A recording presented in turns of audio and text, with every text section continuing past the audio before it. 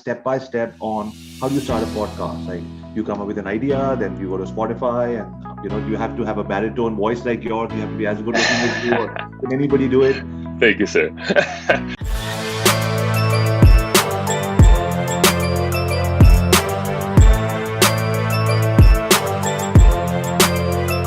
Hey guys, this is AskAviArya, father of 2 girls, 6 dogs, husband to a superwoman, a street car racer turned hotelier, now social media marketer and founder of Internet Moguls. Welcome to my channel. Hey everyone. Thank you. Awesome. So, we have a format. I always say the shortest distance between 2 human hearts is always a story. You tell a perfect stranger a beautiful story, a heartfelt story, and you win them for life. Mm-hmm. My name is AskAviArya, father of 2 girls, 6 dogs, husband to a superwoman, street car racer turned hotelier, now social media marketer and founder of Internet Moguls. Joe, what is your story? Oh man, that's a great one. Well, you got yours down packed, man. I came from a family who was not entrepreneurs, but I always had the desire in me to do that. So I was hustling at a young age and went through a lot of hard stuff, family, a lot of personal tragedies and things along the way. I fostered 7 kids through the foster system, and I have 1 of my own. And a dog as well. I know you have how many dogs do you have? 4, I believe? At least 6 at any given time. I know they're in multiple places. So, and been doing the entrepreneur thing for about 13 years now. And my business partner, Matt, who usually sits over there in that chair. We run Evergreen Profits, Hustle and Flowchart podcast, and Pod Hacker, which teaches kind of a blend of digital marketing with content and, podcast kind of marketing blended into one. So that's everything we do. A lot of affiliate marketing and cool stuff we'll talk about, I'm sure. Of course. So, ladies and gentlemen, for all of you people, theirs is one of the most sought after podcasts. And I have been listening to their podcast when I go for my walks. And every time I listened to their podcast, for me, it was, a good podcast is one where you become part of the interviewer's life. And you're like, one day I want to be a part of their life. So one day I wanted to become a part of their life. So I sent them a micro video. And that's how we became friends. They liked the idea of sending a micro video. And they were sweet enough to then interview me on their podcast. After which I got hundreds of people from different parts of the world contacting me saying, hey, we heard you on that podcast. And that was great. And wow. So thank you very much for that. And for all of you people, entrepreneurs, one of the first lessons that we teach inside the program is how to create micro videos to reach out to amazing human beings. So, and then amazing things happen, and like they're happening right now with our collaborations. Well, your video stood out completely. So we probably get about 3 or 4 people per day reaching out to us on all of our different channels. And there's probably even more in our support channels, that I'm not seeing, but that's my inbox and Matt's inbox. And your video, Avi, with the micro video immediately stood out. I could tell it was not templatized in terms of like you weren't editing it sneaky or anything, trying to duplicate your efforts. It was individual. You spoke to us and I could see your heart, I could see your story, and it was clear what your unique ability is and the fact that you're the real deal. and you actually chose to send a video too. Most people don't do that. Thank you very much. And that's what we've been always doing. And that's what we teach every entrepreneur in this community, to be able to reach out to people anywhere, make friends. All you need to do is share a heartfelt story, and then magical things happen. So that's right. Joe, you told us about your awesome story and, how this podcast, but in between, let's start with how did you guys become the podcast duo, and how did this podcast become so famous? Because a lot of people here, we encourage them to do podcasts. A lot of people are like, there's no listener, how do we do that momentum just to keep going and how to get started? So tell us a little bit about your story. Why podcast? There's so many other things that could happen. For sure. Yeah, it's a great question. And podcasting arrived in our journey 2010. It was 2010. So it was a long time ago now. It was early days of podcasting. Matt and I, my business partner, we've always consumed a lot of content and wanted to retell our lessons that we learned with our experiences. So we started making YouTube videos a long time ago, podcasting, didn't know the systems behind any of this stuff, did a lot of blogging. So we were always putting content out there and curating. We always wanted to surround ourselves with amazing minds, even though at the time we didn't know who those people were. It was like Tony Robbins, Frank Kern, the big names at the time. Of course. And over the years, I got to know some of those people, and go into those circles because I did a lot of networking. I reached out in my own way. Video wasn't as easy to send to people then to connect with folks, but I did my own thing. I'm always a connector type, because opportunities just, through that time into about when we started Hustle and Flowchart, which was almost 5 years ago now. So there was a gap there where I was building my network primarily. That was most of my efforts. And I did a lot of video marketing, video production for product launches. So I did a lot of the big sales videos for these multi-million-dollar launches and connected with people along the way. So it was all referral basis. Everything I've always done is referral basis. Matt, it was kind of doing his own thing. He was building WordPress websites and doing a lot of systems and list building. So over the years, we've always combined our efforts really well. And then that's where podcasting re-entered our life, right around Hustle and Flowchart time, a little bit before that too.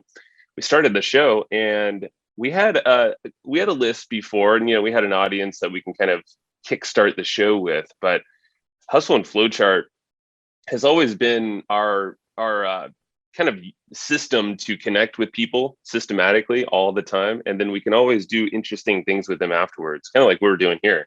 Right. We can do maybe another live stream or a podcast on their show.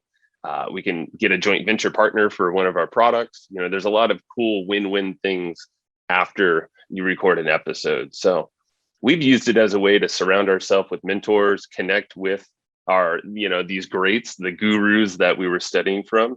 A lot of them have become our friends now, and these are the people that helped us start, 13, 14 years ago in business. So the podcast has opened the doors to do all of that. And we learned so much. And then on the backside, we make money in a bunch of different ways from it that we can talk about later if you want. Of course. Yes, I'd like to come to that. So guys, how many people understood exactly what a podcast can do? It can open doors, lead to new relationships, help you make new friends, especially as an entrepreneur, you feel alone so many times. What decisions to take, when and how. And so many times when you're interviewing somebody in that 45-minute, 1 hour window, you get those answers, and people are more than willing and freely telling you what you want to know. A mentorship opportunity where somebody said, thank you for allowing me to mentor you. So not to be missed. Joe, for our audiences, can you sort of break down like a step-by-step on how do you start a podcast? Like you come up with an idea, then you go to Spotify, and do you have to have a baritone voice like yours? Do you have to be as good looking as you, or can anybody do it? Thank you, sir.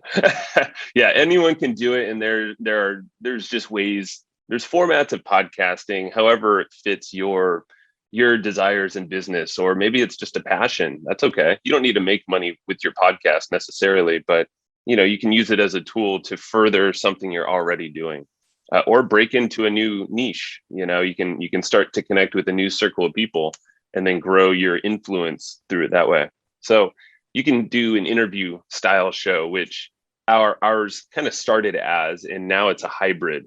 So our show is an interview show, and then we also have solo episodes where Matt and I are just talking, and we're usually talking about some topic or maybe a struggle we're having in our business. We're pretty open about everything right there on the show. So interview shows, solo shows, those are a lot easier because, you don't have to coordinate times with people, and you can kind of do it with your own pacing. So shows like that, reaction or curated type of shows where you're reading the news or reading your reaction about a trend or something that's relevant in your industry. Those are some of the easiest ones because you don't necessarily have to be the expert. You can just kind of do the reporting in your space and then become the trusted authority or the trusted resource, in your space. That's one of my favorite ways to start a show, just because the interests of your audience and it kind of gets you in the middle of things. You can become the point person. So I would just think about it in those forms. There's a lot of other types out there, but if you're just thinking of the types of podcasts and, if you're able to, anyone can do a podcast. So there's a lot of tools now where you can take a phone, a decent smartphone or a microphone, use a tool like Descript or Type Studio is another one. Both of those are simple tools that will allow you to edit a piece of audio, but it actually helps you transcribe the audio in real time to text. So you Oh, can wow. quickly edit via text if you want to do it that way, or you can repurpose that content into all these other types of content using one of those tools, Descript or Type Studio. Those are our favorites. And Descript or Type Studio. Descript. So once you put in your Yep. podcast, you can actually make it into a blog post or article, and that automatically happens. Guys, how many people got a new idea or learned something new with that? Because this is saving time. This is efficiency. And, for everybody who's thinking, how can I do everything together? These are the tools of the 21st century. Okay. That's right. All right. Joe, Yeah. tell us a little bit about, sorry, please go ahead.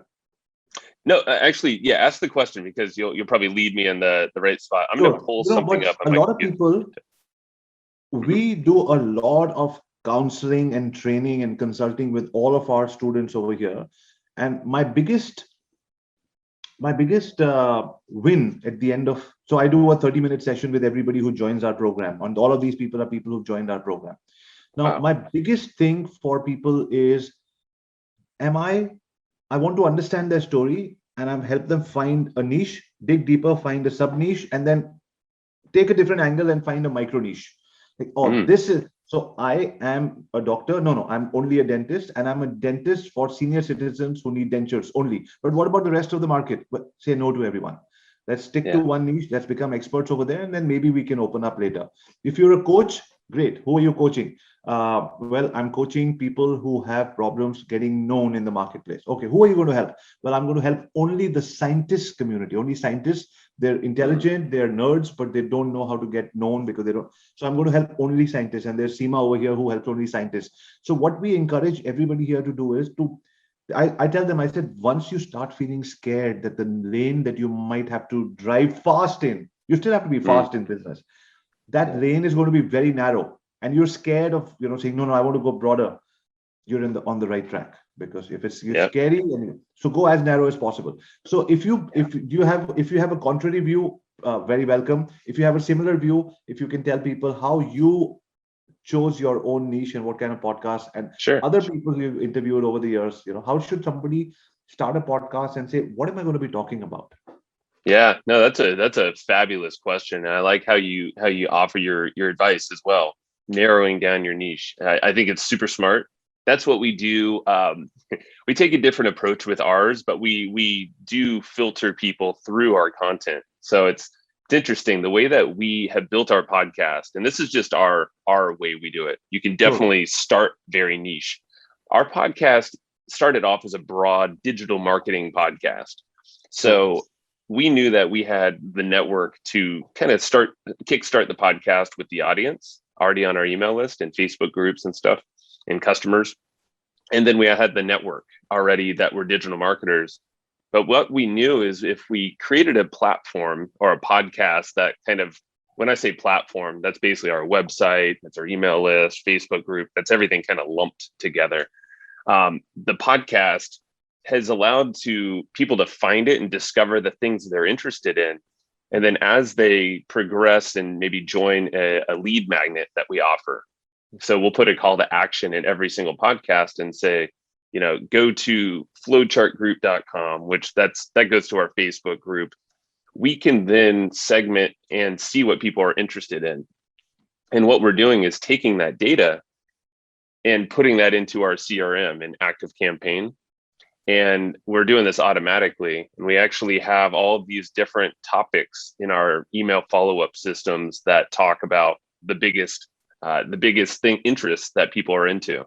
So we'll talk about things like affiliate marketing and have a whole track on that, an automation sequence.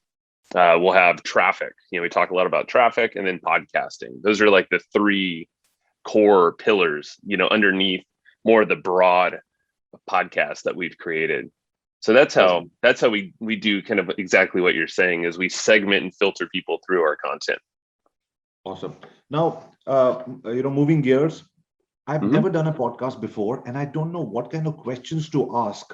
So what would you You're asking good ones right now. Thank you very much. It's my first time. I'm jittery and I'm scared. My feet are shaking. My dog is right there with me. But for someone who's never, a lot of people have this, I don't know what to ask, and these people are Yeah. stalwarts, or you're telling me to call somebody who's, famous in my niche and successful. What should I ask them? So what would be your advice to people on what questions they should frame, so that not only is it interesting for the audience that's listening, but it's also respectful, and brings out the best of the guest for everybody? Yeah. This is a very good question. It's a typical objection before hopping in to do anything, even like this, a live stream or Instagram live. You're going to have to ask questions and get really comfortable asking them. And a few ways I look about things. So there's the research phase, and then there's the phase of how you form a question. So before every podcast, we always do a bunch of research, and we listen to a lot of podcasts. We read their blog posts. We read their emails, sign up for their email list. A good tool to do this and see, kind of in a clear shot what podcast they've been on is I go to listennotes.com. That's listennotes.com. Yeah. Listennotes.com. So you're saying that there is a resource that's available that allows you to know the podcast that your existing guests have always been on and what they've spoken about. That's right. Yep. That was fantastic. That, ladies and gentlemen, wraps up the show. Thank you very much, Joe, for amazing insight. I had no idea. Do you know how much time it saves? I've got 2 girls in my office who do all this research and send it to me. Oh my God. Huh? Listennotes.com. Thank you so much. Yeah, that actually, is what I meant to put that. When you bring, that is what I say is a true definition of an expert. You have now helped 97 people save at least 1 hour a month every time we have. That is fantastic. Thank you. Guys, can we all drop some love for Joe in the comments? Hey, I got another one I put in the comment for you as well. Listen Notes is great. And yeah, I hope people find a lot of value with that. So Listen Notes, we go there and see what are all the places they've been. And then we look at the show notes. So it gives us, you'll have to cycle through a lot. But if you have a big name coming on or someone who's been on a bunch of shows, you can start to look at the bullet points of the topics they've talked about on other shows, kind of all in one fell swoop. Another one I would say is Podchaser, which I also put inside the chat. I'll do it one more time. And what this one does is it aggregates the podcast episodes as well and the guests. It doesn't really show all of the different details of the show, but at least you can see where to kind of hunt them down. So those 2 sites are great research tools. Sounds like everybody else is liking that too. So that is fantastic, because it just takes away. And that is another, for everyone watching, that is another example of choosing a micro niche. There's someone who said podcasters have a challenge when they're researching someone. And so therefore, they came up with the business that helps podcasters find other celebrity guests and see what questions they should research better on. This is just a beautiful example of a micro niche. And I can just not wait to, when we finish this call, to call up the ladies in the office and say, guys, you know what? You just need to work 40% more, because I just saved you a lot of time. Yeah, and it'll be better content. So on the research phase, what we do is we do have teams to basically help us go to Listen Notes first, and then they tell us what are the podcasts that we should study. So Matt and I still will listen to podcasts, we'll read a bunch of stuff, and then we take notes. And what we're taking notes on specifically are the things that were not asked. So we try to find the gaps. And when we listen to all these interviews, we try to figure out what are the things that aren't being said, and the things that are still interesting to us, we're curious about. So a big part of forming good questions is being really curious about your topic and actually really caring about the conversation and thinking about your audience who's listening, just like everyone listening here. We're making sure that you're engaged and that we're giving you the right resources. That's how we're thinking about podcasting. Even though, it's not going to be released for, it's not a live podcast, we're always thinking about what are the interests of our audiences? What are the things that they've asked us over the years? And what are the gaps that we can then really kind of cover from the guest interviews with these questions? So that's what goes on our note sheet there. It's just a Google Doc. We always have that up when we're interviewing someone. Fantastic. Love that. Yeah. Joe, tell us, a lot of people are like, see, I feel human beings have something inside of them that will always help them succeed, but at the same time, we have lots of self-sabotaging thoughts, That's and true. there's so much resistance to start anything new. What is the easiest way you would recommend? Just go on Anchor and start recording on your phone. Can you give us an easiest way to start a podcast so that there's some traction that's built in before I actually go and do everything else?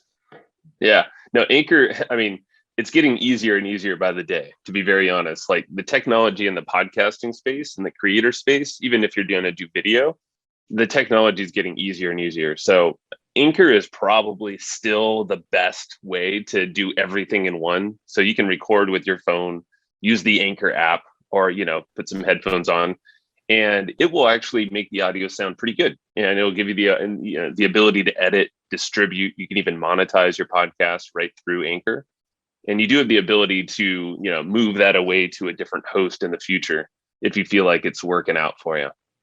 There are other tools though. If you feel like, okay, this is my thing, this is what I want to do, I would highly suggest using, you can use something like this, Zoom. This is what we actually use to record currently. We're optimizing our systems, but so many people are able to record with Zoom these days, and it's pretty simple for everyone to do. A lot of folks are using this, and then using something like Descript or Type Studio, like I said before. And those tools will actually help you sometimes distribute to a host. But if not, it's just going to give you an audio file. Very simple. You find a podcast host. There's a lot of them out there. Places like Libsyn. There's Anchor's a host as well. And we have a bunch of resources on this. Very simple to find a host out there, just like a website host. And then first you obviously have a micro niche, you have a topic on what you want to talk about. You can go to Podchaser and you can find out which guests you want and what these guests are all about. Send them an invitation. Then you can use just your phone and download the Anchor app, and you can do everything over there. And then you need a podcast host where your podcast actually lives, like a website is on a server. For that, you recommended names like Libsyn and Libsyn is what we're using now. Captivate FM is good. There's Simplecast is pretty simple. Yeah. So I would Libsyn. Let me put that in the chat there. Libsyn is probably the biggest host. They've been around for a long time. But there you go. Yeah, I would say, but Anchor, to keep it very simple, would be enough. Yeah, Buzzsprout's another one. There's so many out there. If you Google them, they're all kind of similar, but they always have these like individual little things that might cater to what your needs are a little bit more. Like sometimes they'll help you create the video assets that you can share on YouTube. Like some of these hosts will just kind of automatically make those for you. Nice. That would help a lot. Yeah. Awesome. And going back really quick, I want to go back to your question about asking questions, actually. So after the research phase, what actually asking the questions, I think, is something you should study as well. So we had a gentleman by the name of Chris Voss on the podcast, and Chris Voss. He's actually a pretty big name. He was an FBI hostage negotiator. So life or death, the guy had to use his words perfectly. And, he was dealing with a person that was going to probably hurt someone else or hurt themselves. So he came on the show, and his book is really good. It's called Split the Difference. And I would highly recommend. I know what you're talking about. Yes. Yeah. For the audience. It's a great book. And one of the things he says is don't ask a why question necessarily. Like, did he say never split the difference? Never split the difference. Split the difference. Yeah. Like that. Split the difference. I'll just type that in there right now. Chris Voss. There you go. It's a great book. Even a summary would be really good to just go through it. You can find on YouTube or something. But basically questions that you ask about how, when, or where.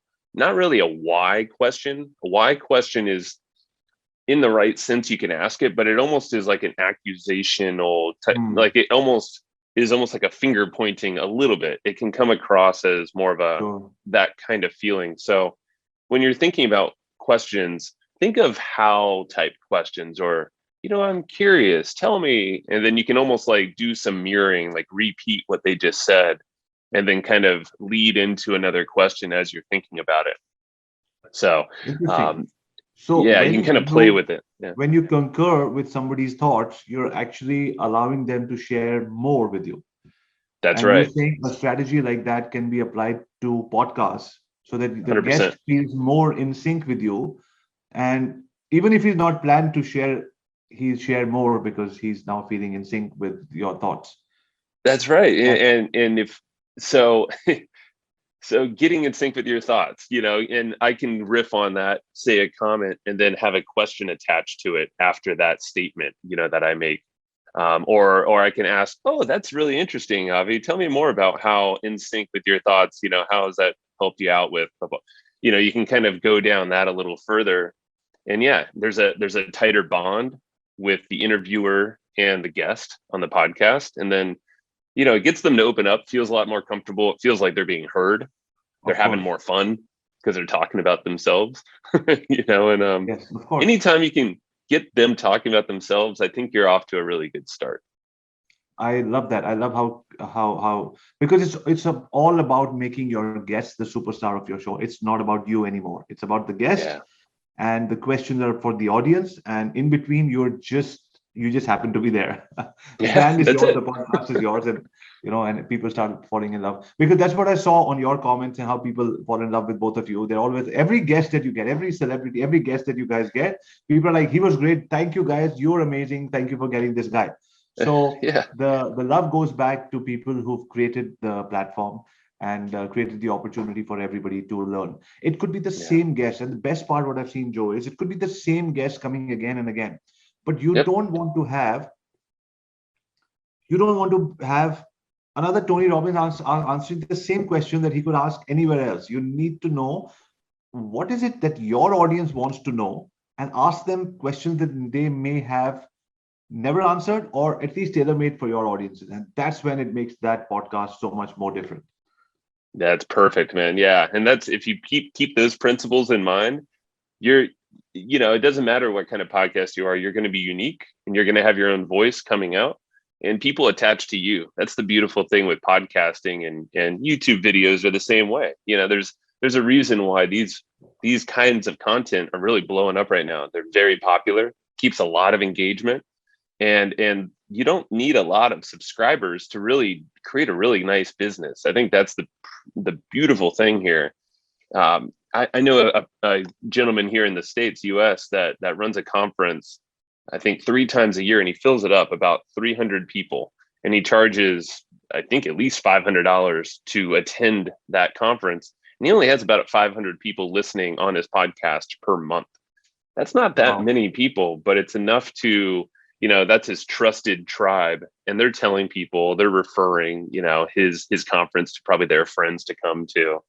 So, but he has that trusted thing it's like his engine that helps generate all the leads and sales for his business. And from the bottom of my heart, I'm so happy that you said what you said in the last 60 seconds, because this is something that I believe in so much.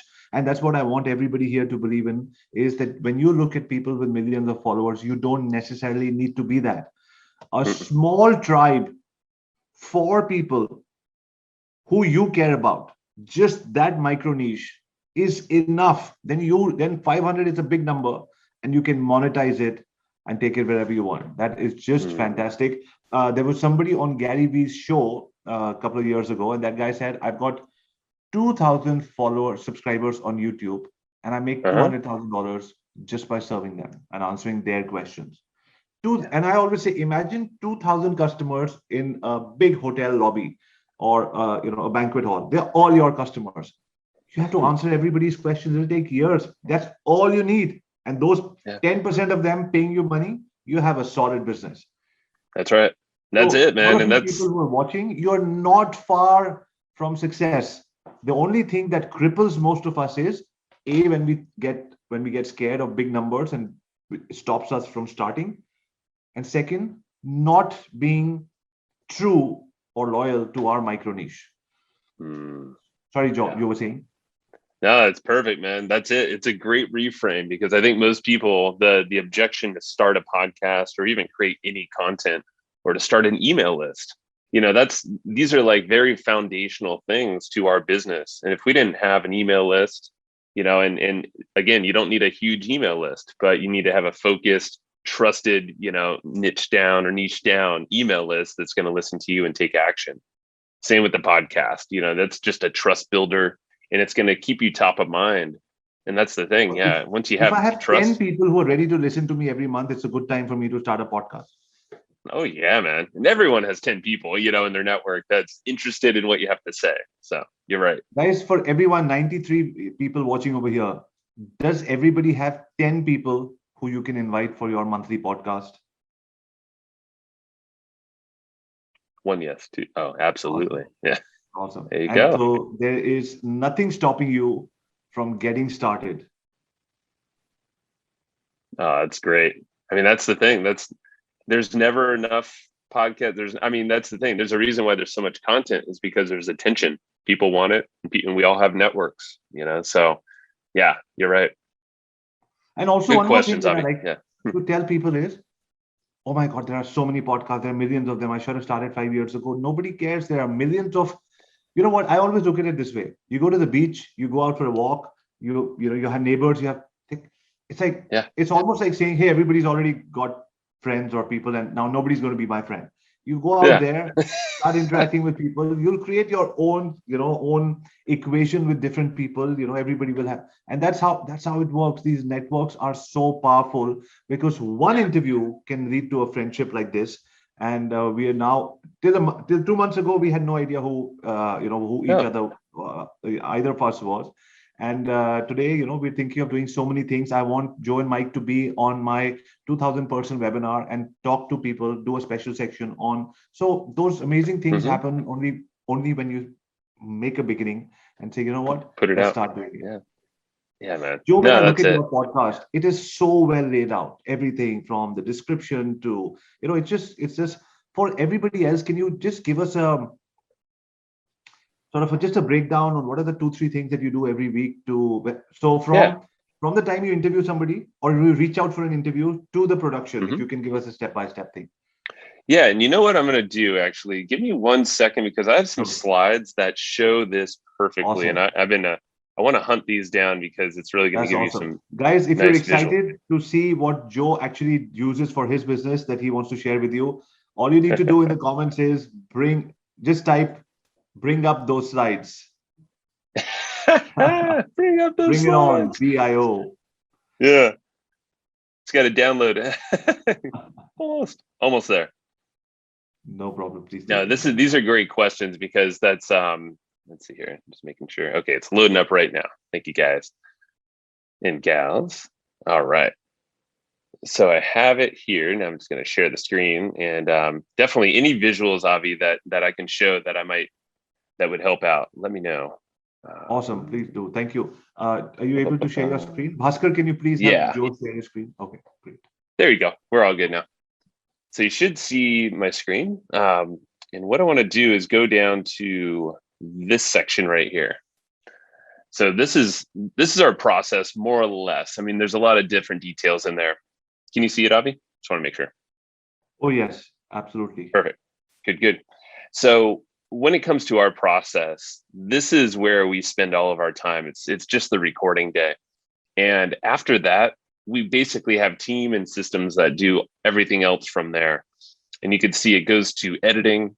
We actually have a note taker taking notes on all of our audio podcasts and video podcasts. And these notes actually become our lead magnet.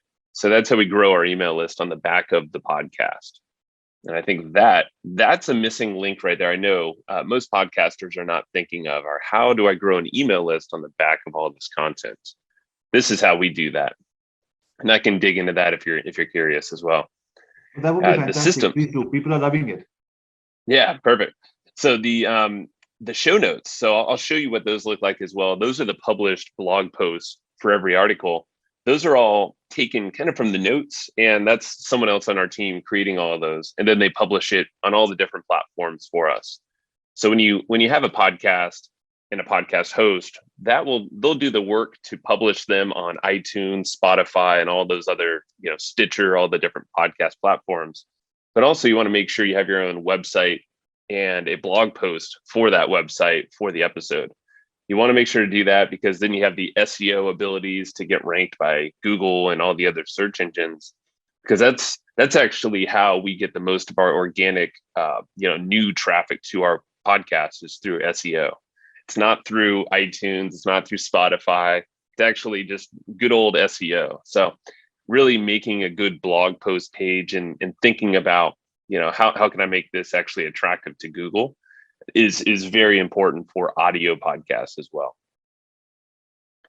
So there's a lot of details here. I'm not going to go through every single little bit, but you can take a look and see roughly what happens during each stage when we're going through our process. So our recording day, I'll talk about the highlights here. Sure.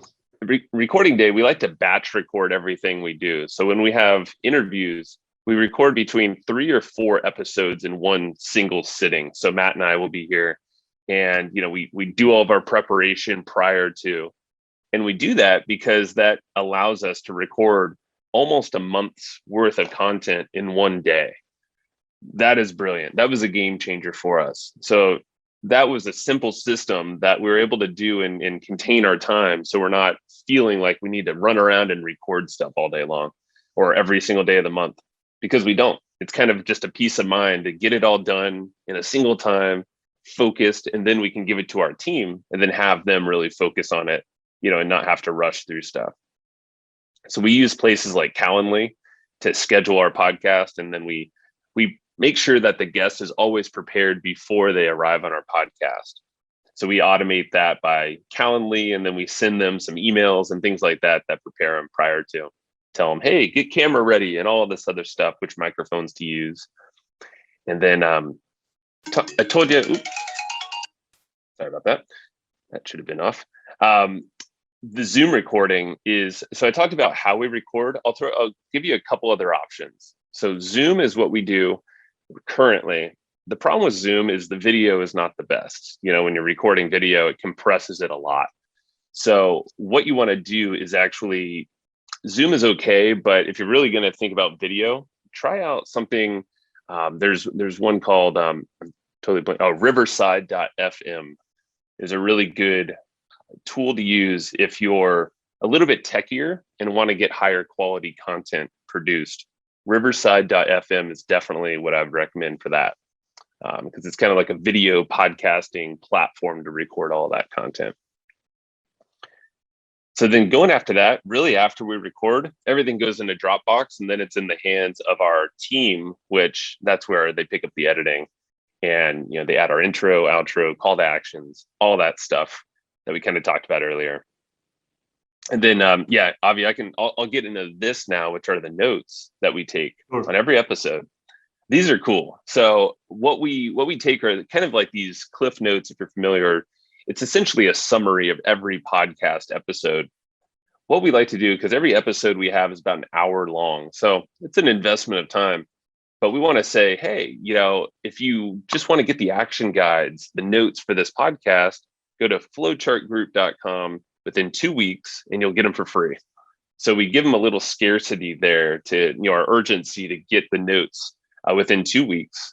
And then that's what helps us generate leads from our podcast. So we can essentially have all the leads go into our Facebook group and our email list. And then we're able to understand what are their interests. And like you were saying earlier, we can now niche down into what we're actually going to communicate with them about and different offers that might be relevant. Lovely. Yeah. So I love the batching idea. And because that's what I like to do as well. Even my micro videos, 3 videos a day, 15 a week, 60 a month. I try to do everything, videos for at least a week in a day. And if I'm not able to do it, then 15 days worth of videos in one day. And then you're over and done with it. You have that one mindset to be able to do one thing. Not only is it procedurally and logistically efficient, but it's also from your mindset. You put yourself into a mindset to go to do this today, that's right, rather than going into 10 different directions. Yeah, you definitely don't want to split the effort. So yeah, that's helped us tremendously to keep the podcast running and growing. That's how we do it right there. Awesome. I just want to bring in a few people from the community who are really excited and want to ask you questions live on video. So all of you people, I think there are about 3 or 4 people who are right now coming online to ask questions. So please be ready with your Bhaskar. Please have them ready. in the green room with the video ready to go on. But in the interim, can we talk about how to monetize podcasts? Like, let's talk about the money. The money. Talk about the money. Let me show my screen again then, because I have a good. How many people want to know about how to make money from podcasts? No one. Every hand should be in the air. These are the hard workers. Nobody wants the money over here. No one wants the money. Interesting. Okay. All right. So the money phase right here. You could do all sorts of different money making activities on the back of a podcast. So like I was saying before, lead generation should always be collecting leads, because the way you make money with the podcast, primarily, if you're actually using this as a consistent vehicle, you want everyone on an email list or some other type of group that you can control and continue the conversation. And you can actually send out specific offers or other pieces of content that get them to raise their hand. Everything we do in our marketing is just to get them to raise their hand, kind of like what Avi was just doing with you guys, is because once we have a hand raised, we now know that we could speak to that individual specifically to their needs. We can't really do that on a podcast.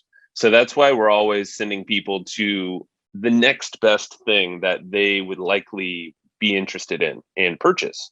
So that's why it starts with those action guides I showed you a minute ago. But then what we do, there's a lot of ways to do it. So you can have subscription offers, with something like a membership site, which we have, and I'll explain how we do that. You can do sponsorships. We also have sponsorships on our podcast, and we do that differently. So we actually bundle different communities and attention that we have. So we actually sponsor our podcast, and we also sponsor our Facebook group, and we have a physical newsletter we send in the mail. That's part of it as well.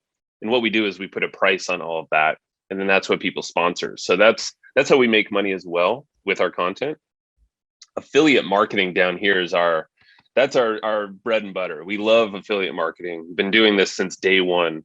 12, 13 years ago when we started in marketing, we started off as affiliate marketers.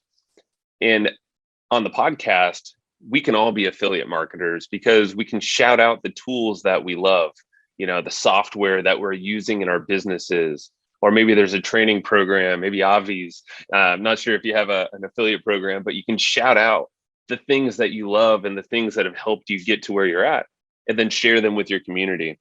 And then you can give them just a redirect URL, something that's easy for someone to type in as they're listening. But again, affiliate marketing can also happen, on the show notes page. You can link to different things that were mentioned in the episode. And those could be software tools that pay you recurring. Affiliate marketing makes up for about 75% of our revenue of our business. And we've made millions off of affiliate marketing in just affiliate sales. In everything else, we've done much more as well. But affiliate marketing is the foundation revenue of our podcast and also our business. So definitely thinking how to put that into the mix of things is key. You could sell merch, things like t-shirts, hats, hoodies. We actually sell all of that.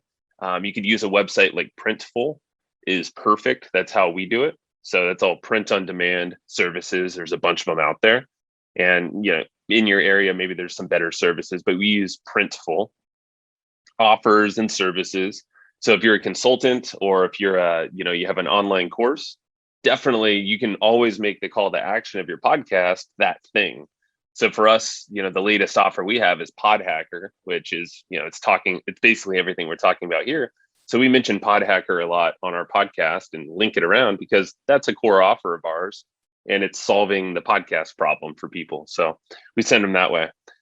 If you're a consultant, this is a perfect thing to then direct people to an audit. Maybe you want to have a 15 or 30-minute phone call with someone who's interested in your services.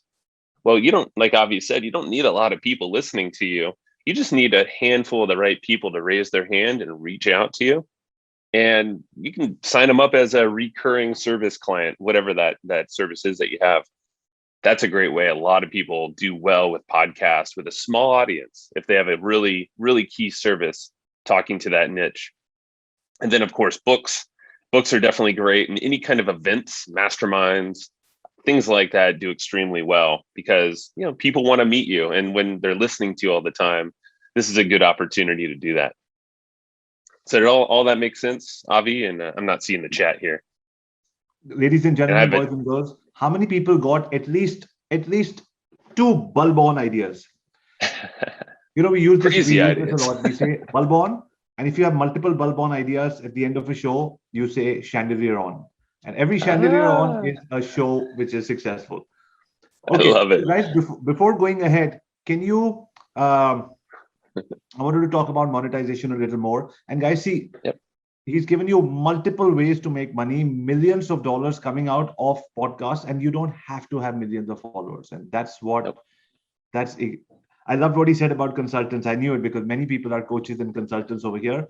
B2B, B2C, whatever kind of business that you have, you can invite guests on podcasts, capture the attention of people in your micro niche, have industry leaders coming on.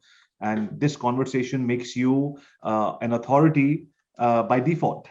And that's the best part of it's your podcast, so you're an authority, branding by association because you're associating yourself with amazing people from different parts of the world. And that's not only does it rub off on you and you become smarter, kinder, nicer, whatever you want to be, but also it helps others to see you in the light that you want your show to, sort of be featured in.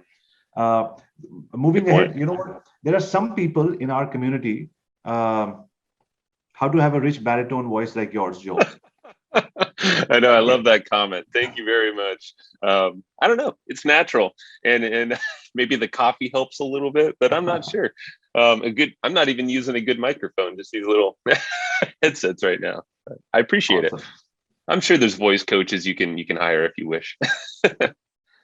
Awesome. So, but also, guys, like look at the process. Look at how methodically Joe is doing what he's doing, and I believe when somebody does good work and lots of practice, good things start coming.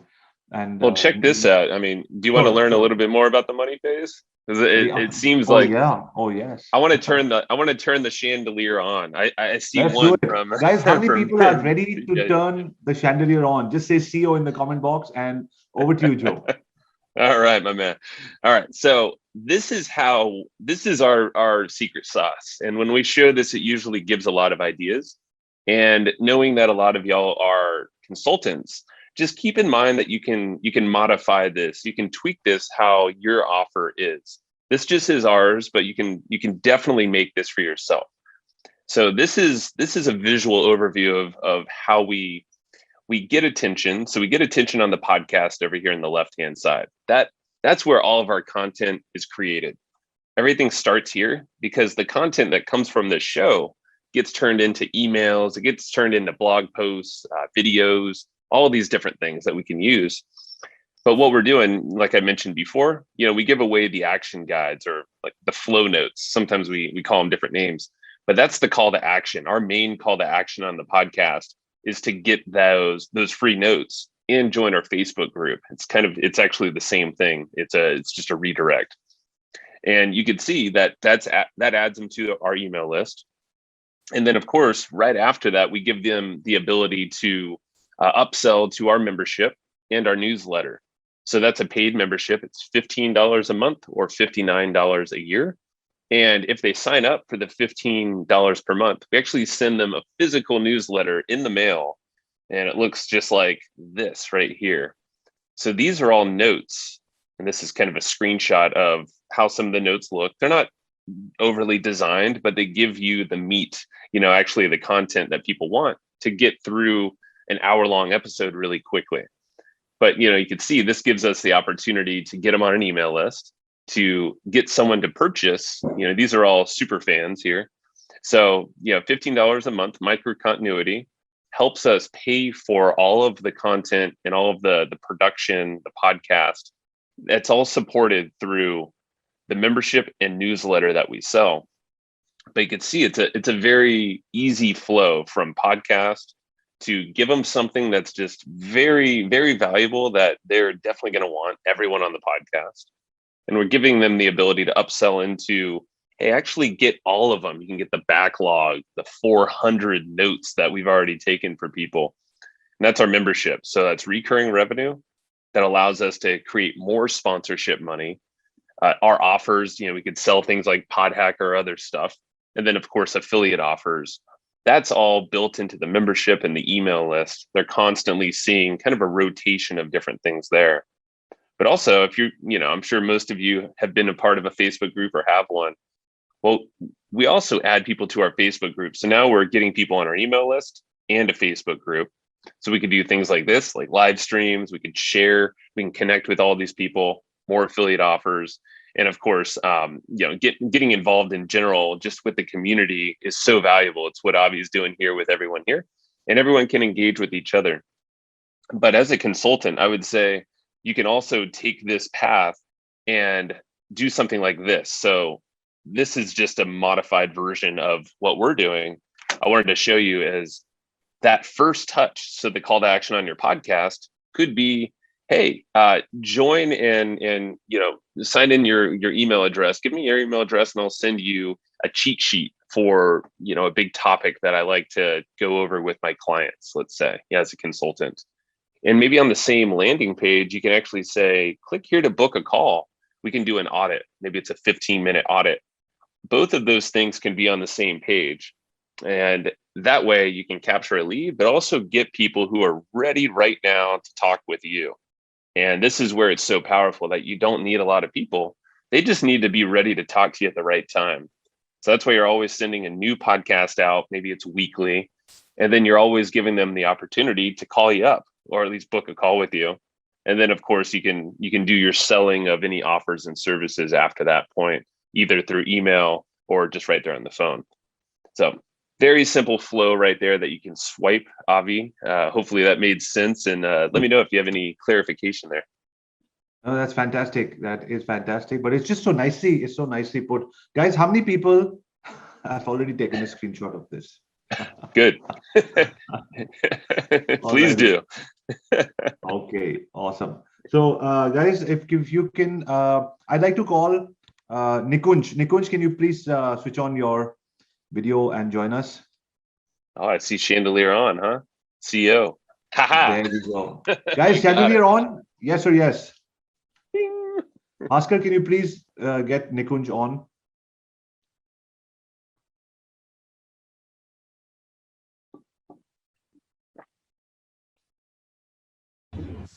Awesome. So Joe, Nikunj is one of our fastest action takers. He learns and implements almost like the fastest I've ever seen. So you're meeting a real rock star. Nikunj, over to you. What are your questions? Hi Joe. Hi Avi.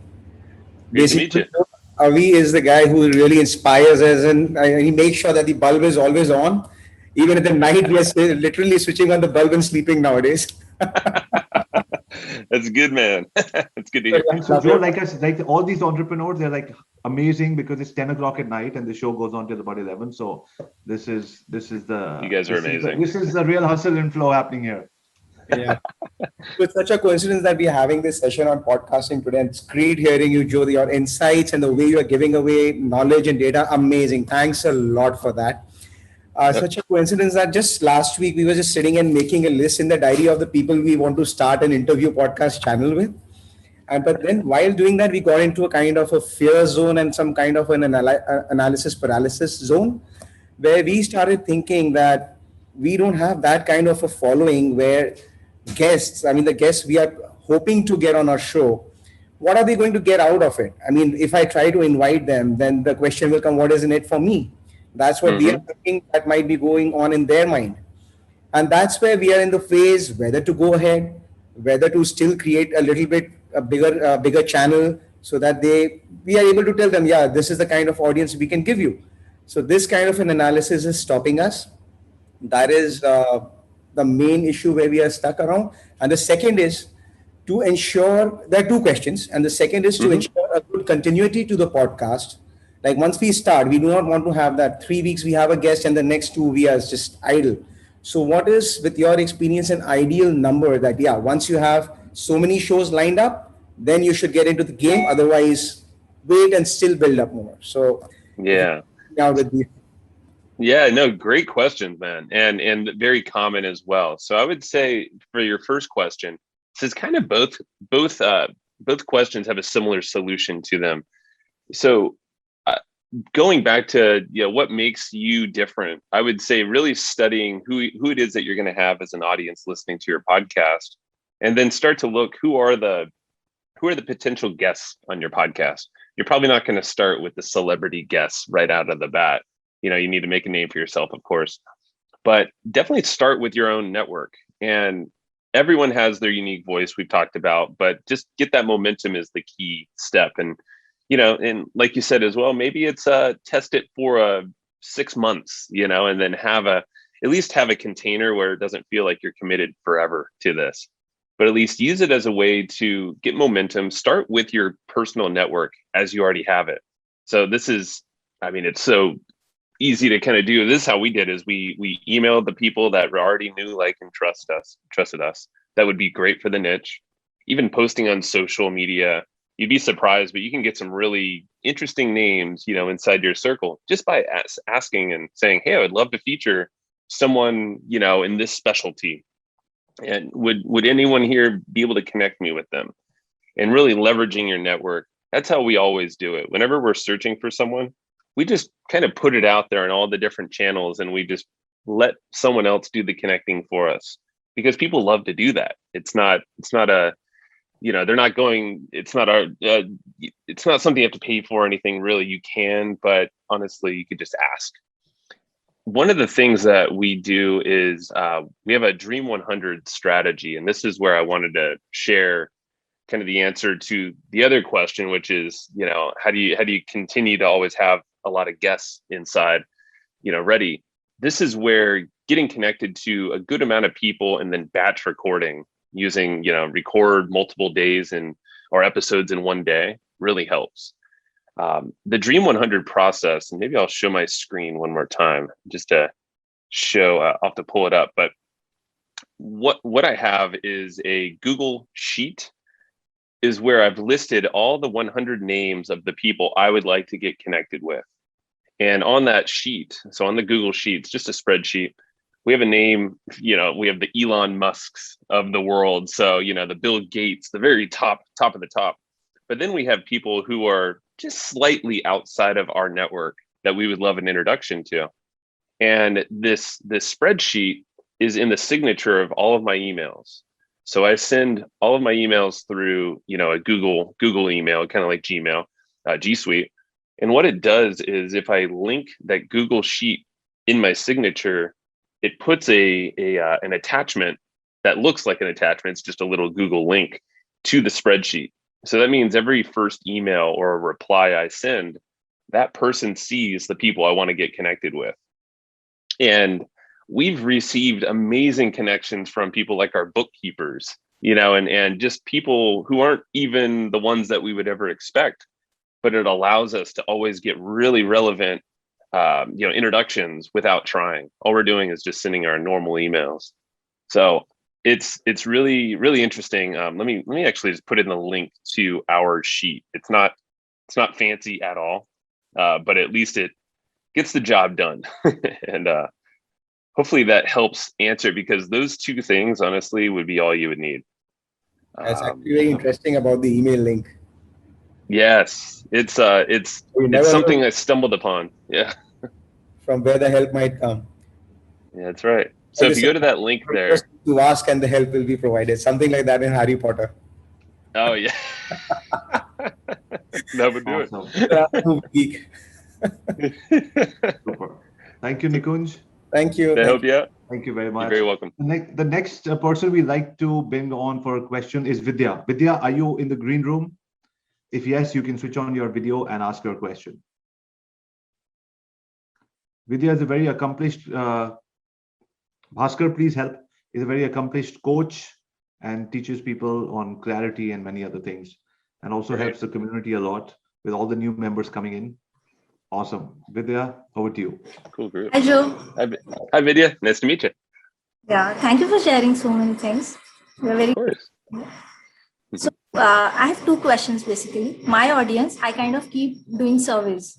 I keep asking them, what do they listen to and all. And whenever I've asked them, do you go through podcasts? They're like, no, we are not much into it. We would rather go to Audible and listen to a book, or we'll go to YouTube. So how do I build my audience? If my current audience of 1,200 or 1,500, whatever it is, they are not into podcasting. I would say, yeah, you want to make a content medium that your audience is going to listen to or read for sure. Podcasting is something that it's not for everyone, but I think it's growing across the board, but you definitely don't want to wait for it to grow for your people, So I would figure out what is it that they're consuming consistently. And you said, like audiobooks or books. Definitely, what I would do for you is, or what I would challenge you is to think about the type of content that you enjoy making that is allows to just flow out of you. So like speaking and doing interviews for Matt and I, it's very simple to just get someone on the screen with us and ask the questions. That's for us though. For you, maybe writing is better, or maybe speaking out, but transcribing and getting it worked into written word is better. So podcasting it's not perfect for every audience, if that's not their chosen medium. But I'd be surprised, because a lot of people now are starting to listen and maybe they just haven't realized this is the thing for them. The beautiful thing with audio or video recording is that you can repurpose it into other types of content. So yeah, I would figure out what they want the most and give it to them, but also figure out how to create it where it's not feeling like a lot of work or friction for you, but doing it in a very systematic way so you can be consistent. Okay. Thank you, Joe. You're very welcome. Yeah, good question. Thank you, Vidya. The next person that we have is there's so many requests, and I always tell people, you're going to take 3 to 4 requests, and some other requests don't come in. And when the guest is there, somebody like you inspiring people, then everybody wants to ask a question. That's great. We have time for a certain few.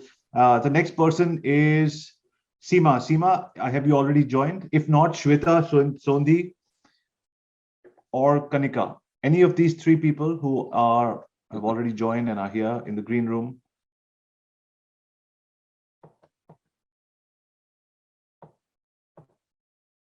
Okay, so Seema is not here in the green room yet. Shweta, Sondhi, would you like to join? Or Kanika Khanna? Just come in and ask your own question about your business and how you can grow that into a successful podcast. Okay, while we have next two more people coming in. So Joe, typically, there we have. Alrighty. Kanika, go for it.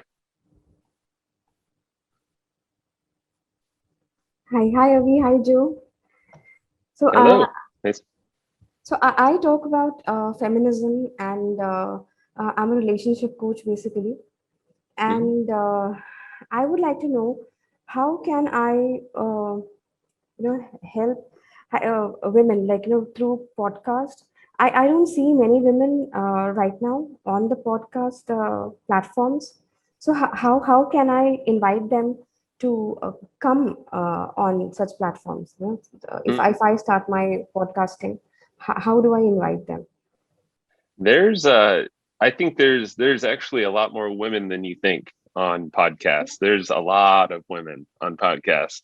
But you're right. It's probably more men than women, especially as hosts. And I would say, so there's a good friend of mine, Lisa Beyer. If you go to femaledisruptors.com, like she also just similar to you, she speaks to a lot of women and empowers women to do, whatever great things in life, and she features them. So I would look at Female Disruptors.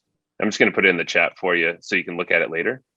Okay. Disruptors. And I would say, just use that as you can study what she's doing, but there's a lot of women out there. If you use a, Listen Notes or Podchaser is another resource I put into the chat earlier.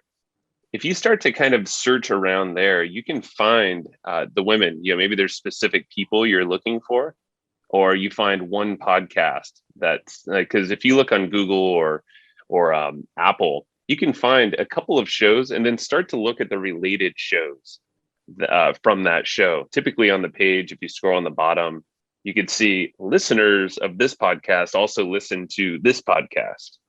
And then you could start to kind of see where the people are hanging out. The platforms will actually tell you. So you can then see who are the guests that are on these podcasts, who are the hosts. So maybe these are folks you can model. You can see what they're doing really well, but also you can reach out to some of those guests, or you can put them on a Dream 100 list, kind of like what we were talking about, and start to build up that way. But I would definitely research, because there's a lot of great podcasts out there with women that would definitely love to be on a podcast as well. Okay. Okay. Does that help? Yes, that does. Okay, great. Thank you very much. Good luck. Thank you.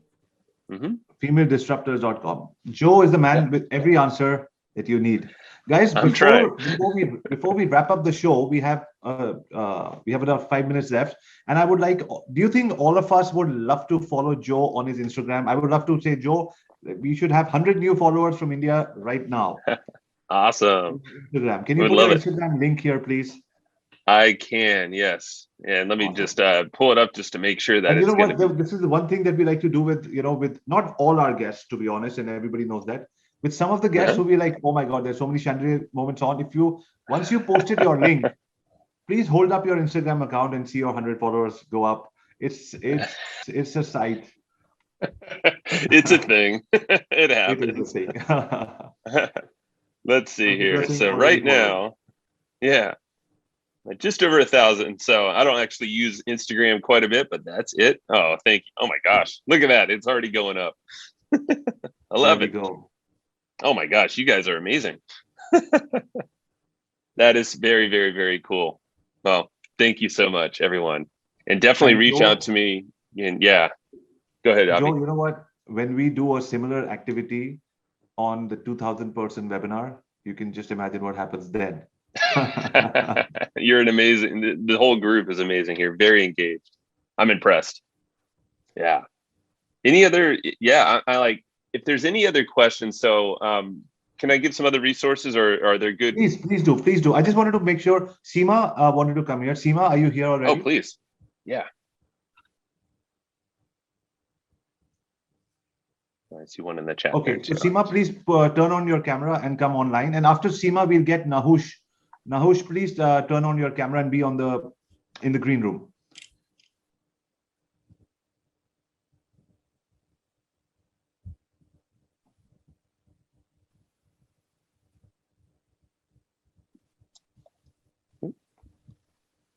Yeah, so Seema, you can come online, switch on your camera.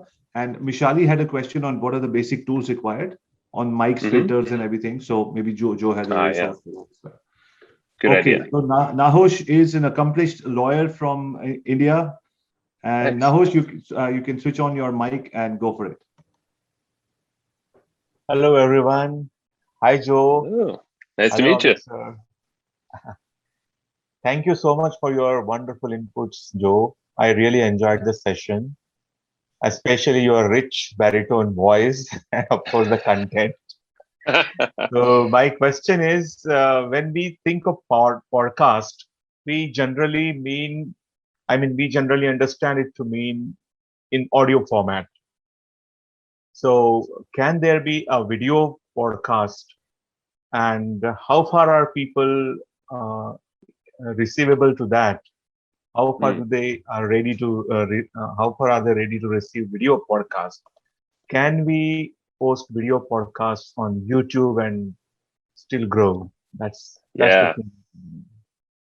It's a great question, and we just recently made a big push for video podcasts. So the reason we have this studio here, which I wish I was actually on the good computer, because you could see we have the setup here. This is kind of messy, so I'm sorry, but you can see that's what we normally use, and we have a background, and we're still decking out our studio. But video is a big important thing for our business right now because of YouTube.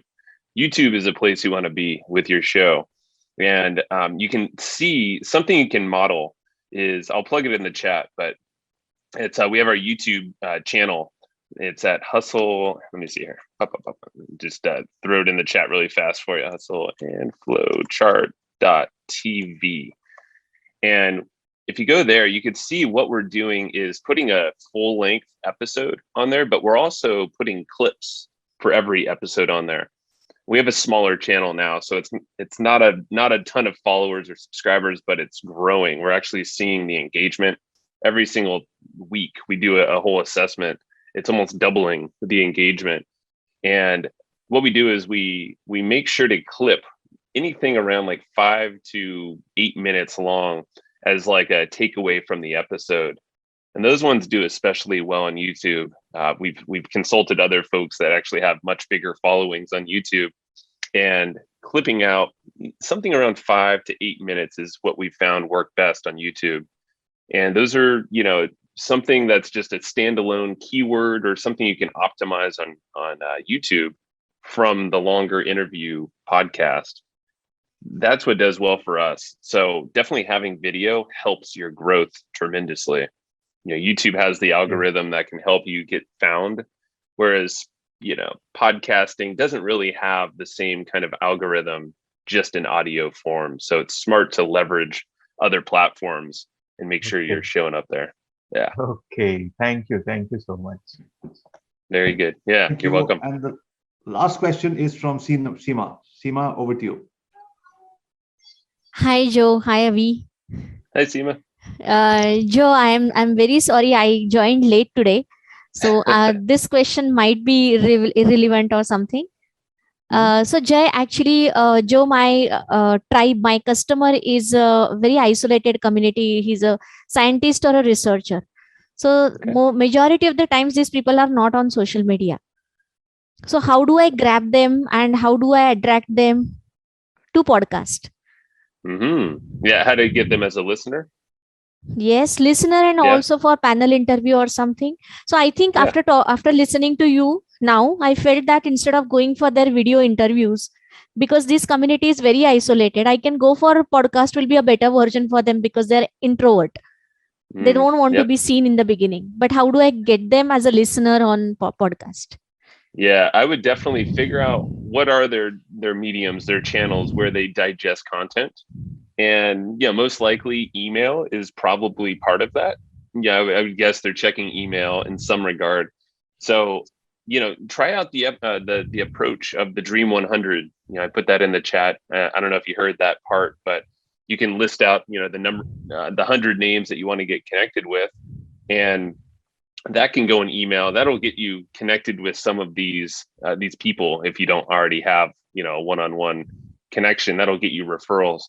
But I would definitely leverage email. And I'm just guessing because that's where almost everyone's attention is kind of at. But if a scientist and a researcher, I would figure out how to get them on an email list and provide content value to them on a consistent basis. Maybe it's a weekly, email that's around the different topics that they're interested in. There's a lot of very popular email newsletters now that are catered to all these different industries that highlight some news, highlight some content or things that they should be aware of right now in their space. So that could be a good way to almost curate, you find other content pieces and then put that into one email and say every Monday you send out an email to them. You can grow this by maybe speaking to the community, passing around, giving it away for free. And that way people are clicking into your content, and that's, it could be news articles, but at the same time have a call to action to something of your own services or offers, or maybe it's your podcast inside there. And you can always let them know, hey, you can listen to this over here, and you can hear me kind of explain my thoughts about this in detail. But I would show up where they're already looking, and that's probably email. So it's figuring out how to give them a lot of value there consistently, I think would be the way. Wow. I can definitely start with that. Perfect. Good. And model some of the other ones that are working well out there. And not to actually give a whole bunch of links, Avi, I feel like I'm promoting myself too much. No, not But at all. Joe, You please go ahead. This okay, is absolute gold for everyone. Every good. single Okay. resource has been built over years of your hard work, and I want you Yeah. to give whatever you can away. It's, in fact, hugely appreciated. Thank you, Avi. Thank you. So what you can see, Seema, in the chat, I just put podhacker.com/news. That's what we send out every single Monday. And this is a newer thing for us, but as the landing page will probably tell you, we curate all of the industry news every single week. And we basically say, here's all the most important stuff that you should know about. And we did it for you. So it's kind of like they're trusting us with the most important news. And you can see, well, anytime we send an email, we always have a call to action to our podcast. Maybe there's a YouTube video, our course, PodHacker. You know, if someone's curious, then that's an option. But the idea is it's free. Yeah, and we're constantly giving them really good value in the format. That's why I wanted to share that with you. There's a lot of really successful newsletters right now that are taking that format. So that's kind of what I'm explaining right there. Wow. I had one more question, Joe. So Sure. compared to other platforms, like for podcast, how much should be the duration? What is the retention span for audience? It depends. You know, it depends on the industry and the listener, of course. You know, a lot of people are busy, and shorter form podcasts and content are probably the most effective. We still go longer just because we chop up the content a lot, you know, for places like YouTube. So in YouTube, we know that the shorter content pieces are definitely more effective, you know, because people, something around like 3 to, like I said, the max that we like to go for a short clip is around like 8 minutes or so. Over that, we just see the drop off more so. But on a podcast, I like around 30 minutes to an hour. That's what we do. But I would say for most people, within like 30 minutes, right around there, would probably be a good length. But if it's just you speaking yourself, you know, maybe about a topic, maybe 10 minutes, you know, shorter is always better. If you get to the point, punchier, I think people enjoy that. But it depends, you know, you just got to test it. Good. I'll make a note of this point, duration. All right. Perfect, Seema. Great questions. Good luck. Thank you, Joe. Seema. All right, ladies and gentlemen, like all good things, this episode has come to an end. This episode, but our you will see Joe on many of our other channels as well. We'll be doing many things together. And before we leave, all of you people, what we're going to do is, Joe, we'll invite you on our Facebook group as well, on where we're going to be posting questions on what are the top takeaway from what you did with Joe, and 100 people are going to respond and just creating engagement. And we'd love for you to be there as long as possible. And sure. So guys, for all of you people, before Joe leaves, can we all tell him what's that? Like a big internet mogul thank you from the bottom of your heart in the comments, please. Ah, so cool.